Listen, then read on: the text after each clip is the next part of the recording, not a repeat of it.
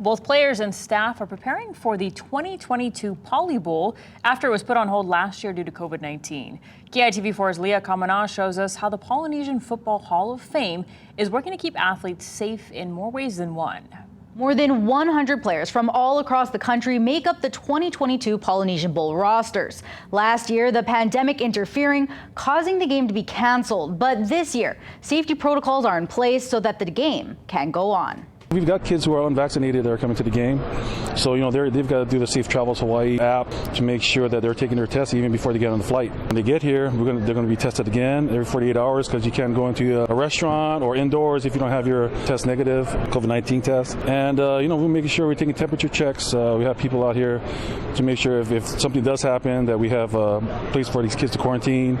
But while the pandemic has people concerned about safety in the here and now, the future health of football players, concussions, and CTE, a topic that's been talked about a lot in recent years, especially within the Polynesian football community following the death of Junior Seau, a Polynesian Football Hall of Fame inaugural inductee. So the Polynesian Bowl doing its best to think of these players' futures, utilizing new mouthguard technology proven to decrease the chances of concussion. It's more than just a mouth guard. It's an actual orthotic device to help you play better, stronger, and keep you free from concussions.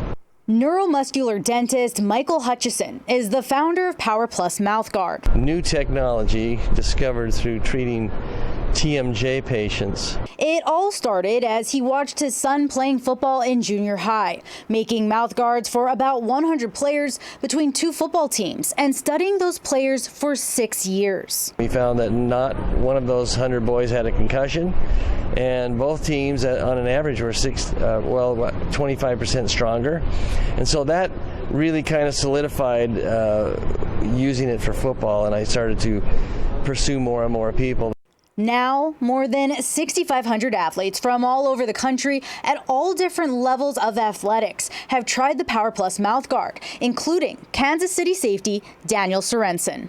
We've had 9 concussions as a result of that study, so that's 0.2% incident in concussion.